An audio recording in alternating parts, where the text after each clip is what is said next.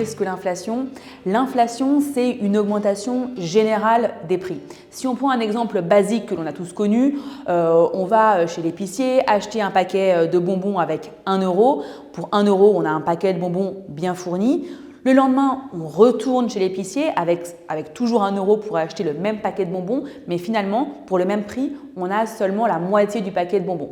Donc, c'est un exemple très, on va dire, pragmatique pour expliquer l'augmentation des prix et l'impact de l'inflation, mais ça a un lien direct du coup avec l'évolution des prix de l'immobilier, puisque si par exemple avec 500 000 euros hier on avait la possibilité d'acheter un 3 pièces et qu'aujourd'hui avec ces mêmes 500 000 euros on ne peut seulement acheter qu'un 2 pièces, on a un lien direct de l'inflation sur l'évolution des prix de l'immobilier.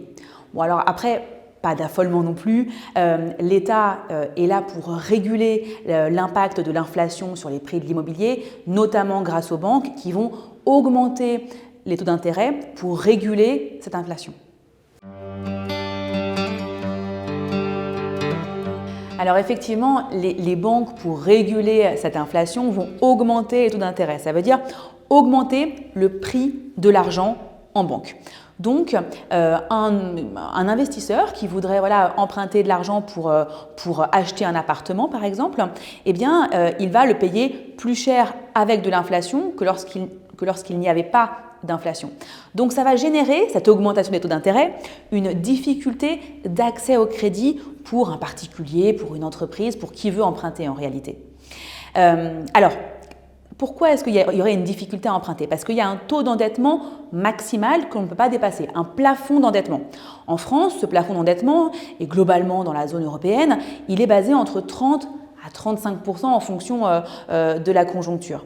Donc finalement, pour une même mensualité, où on aurait, je rappelle, dans une mensualité, une partie en intérêt à rembourser, une partie en capital. Au début du prêt, en France, on rembourse plus d'intérêt que de capital, et plus on arrive à échéance du prêt, moins on rembourse d'intérêt et plus on rembourse de capital.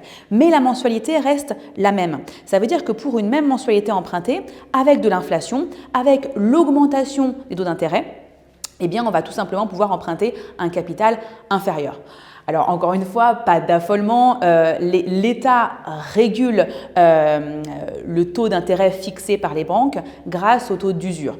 Donc par exemple, le taux d'usure, si je reprends un exemple similaire au paquet de bonbons, imaginons que vous souhaitiez emprunter 10 euros à un ami pour acheter un jeu vidéo que vous adorez. Et votre ami vous dit, écoutez, aucun problème, en revanche, la semaine prochaine, il faudra que tu me rendes 20 euros pour m'avoir emprunté cet argent pour les jeux vidéo. Vous allez trouver ça injuste de payer 2 fois plus cher le même jeu vidéo à une semaine d'écart. Et bien finalement, c'est ça que le taux d'usure régule, c'est ne pas subir d'abus pour les investisseurs quant au prix de l'argent qu'ils peuvent emprunter en banque. Et donc, le taux d'usure régule cette fixation de taux d'intérêt.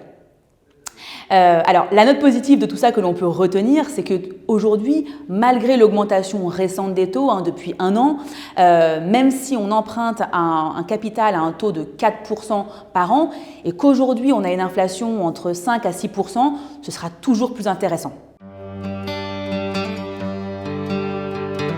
Alors, il va y avoir un effet boule de neige entre l'augmentation des taux d'intérêt qui va forcément influer sur le prix de l'immobilier. Pourquoi? Parce que ce rapport offre-demande, cet équilibre qu'il y avait jusqu'à maintenant, va être déréglé. C'est-à-dire qu'il va y avoir toujours la même offre sur le marché, mais pour une demande moins importante, puisque moins d'investisseurs pourront emprunter pour acheter.